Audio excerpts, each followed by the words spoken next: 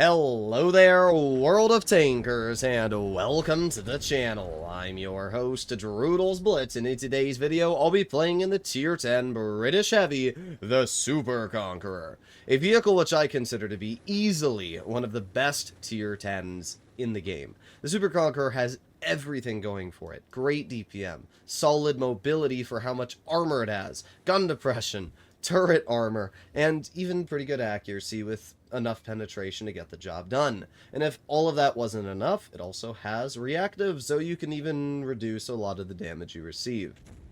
There's very few tanks that I can name that feature both town capabilities and also capabilities on a map that's, hauled down. This tank does that. This tank has both of those capabilities taken. So we do get shot by this enemy 2 and 5B, but I don't really care. We put on our reactive, and the 2 and 5B is already in a really, really awkward position here, because obviously with my reactive armor, it just puts this 2 and 5B in a really annoying spot to do something. And not only have we tracked the 2 and 5B, but now he's already getting into a real cringe spot. We track him again. This is why the 2 and 5B is not as good as the Super Conk. Like, the moment things go south for the 2 and 5B, you're just cooked. Wow, that shell did not go anywhere close to where I wanted it to. Okay, well, let's move up and see if we can get some damage into the mouse. Bonk. Okay. Our RNG is not really liking us too much, but that's fine, because the mouse just shot. I know I out-reload the mouse, so we just chill right here, aiming on the turret cheek, and boom. There you go. First penetrating shell of the game. We have the 268 moving up. And good shot, 268. Can we move out of my way? Thank you. Bonk. There you go. Another nice penetrating shell. Got the VK-72 poking. Alright. I'm just going to aim it on the VK if he's just going to sit side on. There you go. Nice 410. I don't know what the heck this 268's doing, but yeah, okay, he did pen a shot at least. Alright, let's aim it on the mouse again. There you go. Another easy penetrating shell. It's so dumb how easy it is to cut through a mouse. Like, I'm not even loading gold. I'm just firing AP shells. Also, can these teammates please move out of my way, bro? What are we doing? Is that what you want? My god. What are we doing, guys? Holy bozo. Oh my god. I'm gonna lose my brain. I think I already have, but we'll put on my reactive so that way they won't really deal too much damage to me, and then we can start pushing over here. Just don't know what the heck we just witnessed. Alright, there you go. Nice damage into the enemy there. Our E5 shot an HE at the frontal hull of a T-22. That is an interesting decision today, none the least. We get another pen ourselves into the T-22. Put on my adrenaline. It's going to be hard for these players to counter my tank. We're already up to 4,000 damage. Get another pen in the track wheel, the E50. And again, like, this tank just dominates. It's so dumb what it gets away with. There you go. That player's dead. We have the T-22 in front. They track me instead of penning. Reloading. 3, 2, 1, and bonk. There you go. Our E5 bounces. What a shocker. The players on our team are pretty bad this game. Okay. Well, we're up to 5,400 damage. And again, I didn't break even the slightest of sweats. Reactive armor allowed us to push the 2 and 5B right in the beginning and clear him. And not only that, we then just out-DPM'd everything else. We barely bounced any shots. The poor mouse didn't even stand the slightest of chances against us. Apparently, the E4 is AFK at spawn, which is nice, but of course we have a Caro on our team, which means they're going to suck about 90% of the damage away. Alright, well, let's aim it on the side of the E4. There you go. 500 damage max roll. That's pretty good, at least. But yeah, as I always say, the Caro just literally deletes all the damage that you could deal. But hey, at least we got a second shell into that player. 6,260 damage for our first game. Plus we assisted 1,500. That's like 8k combined, bruh. That's insane. Let's take a look at the post-game results here. I'm hoping we aced it. Let's see. Come on. And damage assisted, yes, we did ace it. And acing the Super Conk is not an easy task, but, yeah, first game I play in it, dude. Like, that's crazy. That's actually crazy. And if you don't believe me, you can see it literally is my first game in the Super Conqueror today. Now, I don't think we're going to continue getting games that good, but it's still just such a good showcase of why this tank is crazy. The only real downside you'll run into with this vehicle is that it's not mobile enough to deal with mediums, right? If you're on dead rail and your medium flank falls apart, chances are you'll probably lose the game. If you're on desert sands and the medium flank gets overrun really quickly, chances are you're probably going to lose the game. Okay, we're on Yamato Harbor, and up against us we have a 60 TP, a Kron, a Vuiskovica, which is obviously a really, really dangerous tank. The Super Conk's major weakness is against APCR Premium, and as well AP Premium, and that is because it's covered in spaced armor, so if you're able to cut through that spaced armor, then you're going to be able to pen the tank pretty easily. And the Vuiskovica has APCR as a premium shell, so I do got to be a little bit careful against that. Now this game, you'll notice that I don't appear to have much support on the medium flank, which is a bit of a bummer. Almost could have shot that Vickers. Oh, maybe I can. Oh, really? Okay, and now we got the Kron in mid already. Amazing, and I have zero support from anybody on my team. So this is just an amazing start to this game here. I'm basically screwed is what I've deduced. Well, at least I have the stock Conqueror over here. Oh boy. But yeah, this is just one of these teams, dude, where you have no support. Capping the base. Wow. Thank you, RNG. I mean, I'm not too worried about this guy. We have the 60 TP crossing as well. And it's fine, because we're winning the other flank, so if I just chill over here, chances are we will have a decent chance of winning. Let's put on my adrenaline. I can't believe that he hit that shot, but it's fine, because the Kron gets tracked again. So that player actually lost a pretty substantial amount of health, and what I'm thinking is it's potentially possible I could just push this Kron and take him out of the game, right? I mean, sure, the 60 TP is a big threat and all, but I'm not really worried about this Kron. I'm just going to push him, get a 280 damage shell. Yeah, I hate to break it to you, dude, but you're out of shells now, and dumping your clip in a Kron is never the right play, because the Kron has really, really bad DPM when you dump the clip. So this player literally cooked themselves. Yeah, bye-bye. Kron may be a dangerous tank, but stands no chance against the Super Conk. And that was a decent player too, but they made the misplay of thinking that they were going to beat a heavy that is actually good at pushing. And they pushed alone. I thought I was in a bad situation, but actually they were the ones in the bad situation. Calling an ambulance, but not for me. Alright, well, at this point we only got a few tanks left. We got the Vuiskovica and the Charfucher 4. I'm going to move up and aim it on the side of that player. Not able to high explosive pen them, but a 390 damage shell isn't too bad. Reloading. Got the Char right in front, and we should be able to high explosive the lower plate of that player. There you go. That should put us up to around 2,500 damage, which is pretty good stuff. And I think the Char is maybe AFK. I don't know. That shell did not go where I wanted it to. We didn't do anything crazy this game. I would say realistically 2,700-ish damage, but we did our job. We pushed the Kron. The Conqueror actually helped me out big time. Even though they were stock, that Kron did not see that player spotted there. So because of that, when the Kron made their play, they didn't realize that I had another teammate who was going to punish them. It's why you can't just make a YOLO into somebody's spawn because you think that you can get away with it. You have to wait for the enemy to be spotted. The play from that Kron that would have been correct is to probably play passive, maybe move over towards the medium side and try and help with that dwindling flank. The play that they made was definitely not going to fly. Alright, well, you definitely saw where reactive is also really good on this tank. If I were that Kron, I would have waited for the reactive to wear off, and then I would have shot my tank 3 times without reactive before I died. Would have given them an at least additional 300-400 damage. So this game we have a no camo E100, which is never a good sign. We have a K91, we got a Conqueror with no camo, so whenever you see somebody with no camo, you can already chalk off that they're going to be below 50%, because putting on a camo requires literally 1 ounce of effort. And sure, I know there's always people that are like, oh, what if they don't have credits? Bro, if you don't have credits to afford a camo, then you don't have credits to afford gold or equipment on your tank. So at that point, again, I'm going to chalk them off as probably not a very good player. So what are we going to do here? Well, I'm going to move up, and I could play aggressive.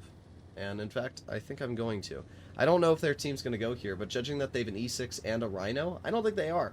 Wargaming loves to give matchups that are just completely, biased towards one team, and when one team has a bunch of mobile vehicles and the other team doesn't, you get into games like this.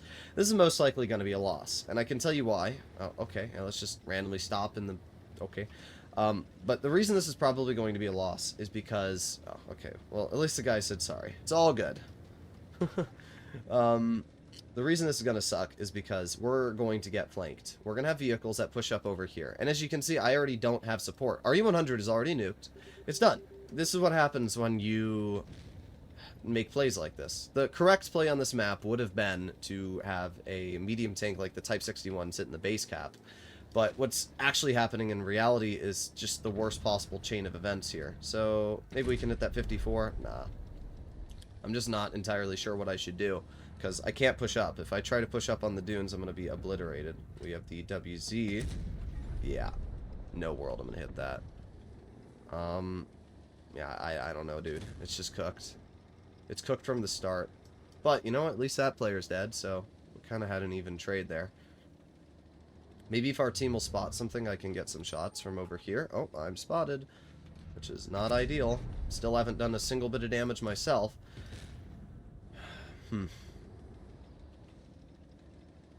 It's a pretty lame battle that is going on so far for us. I just don't know what to do in a tank like this when you're placed into a game like this. It's pretty bad. There you go. 396 high explosive. That's about as bad of a high explosive as you can roll. E6 jumps down, which is fine with me, because it means that I can jump down and potentially get some more damage into this player. Aiming. There you go. That was a much better shell than the first one. 680 damage into that E6. Alright. Now we're going to start moving up. I think we can do that pretty easily here, especially taking that E6 off of our rear. Alright, there's the 54E1. Wow. Oh, okay. Okay. Apparently we can't pen the flat side of a 54E1. I hate that tank's armor, dude. I swear every time I shoot at it, it just does that. Alright, well, we have the WZ-114 over here, and I'm going to move up on this player. We're going to aim it on the side of their track wheel. There you go. Get a nice pen. I'm not worried about the 114. I'm worried about the T-54E1, which I don't know where they are. Okay, there you go. Another nice shot into the 114. Okay, they got a 268 in the back. Now that's cringe. That is a mighty cringe experience. And my gunner gets killed, bro. That's so tragic. That's so tragic. This 54E1 is just a rat, dude. Where are we going? You're not getting away. You've annoyed me long enough. Your time of fun is over. I'm putting on reactive. I'm driving over the ridgeline. Oh, we got the Lorraine in the back, but I don't care. Oh, maybe I do, because I'm... Okay, wow. Wow, guys. Wow. I have no words. I actually have no words for what's going on right now. We still got the pen into that player, at least. And while the 50-41 may be dangerous, I think we're still totally fine. Alright, let's back up. And keep on going, keep on going. And... not able to get the shell out. Brother. Alright, you're not getting away, though. You're not. You're cooked now.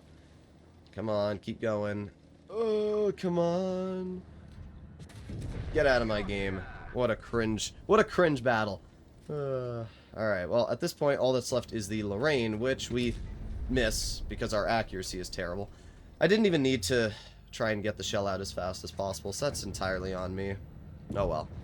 We did fine. We did over 3k. This was a really annoying game. And this battle here was such a good example of where double consumable sometimes doesn't go well. There's a lot of players, especially a lot of skilled players, that are like, oh, you always got to run double consumable on every tank because it's going to make you more dangerous. But running double consumable this game actually kind of screwed me over because it damaged my gun and then ruined my accuracy and turret traverse. I couldn't turn my turret to shoot the enemy 54E1. We still did top in the team, and we still had a pretty good result, but it's definitely a great example of where, when your turret traverse gets nude, or nukered, it's just nude. My brain died. I don't even know what I was trying to say. I think I was trying to say knackered, and then, for some reason, I don't know. My brain died there for a second. But either way, running double consumable has upsides and downsides, and I can't sit here and tell you that it's a flat advantage to run adrenaline and reactive, because some of the games you play, especially if you're an aggressive player, you're going to receive shells, and those shells are going to damage your modules. It's something that you're going to have to keep in mind. I was surprised, though, that the enemy team played as bad as they did. I thought that they were going to flank into our spawn immediately, like our team, for example, flanked into the enemy spawn. And I expected that the enemy team was going to flank into our spawn, so that's why I was sitting hull down to try and hold our rear. But what actually ended up happening was they just sat in spawn, apparently, and all died. So, big win for us, I guess. Let's see, we got a Yag, no camo. We have an E100, alright.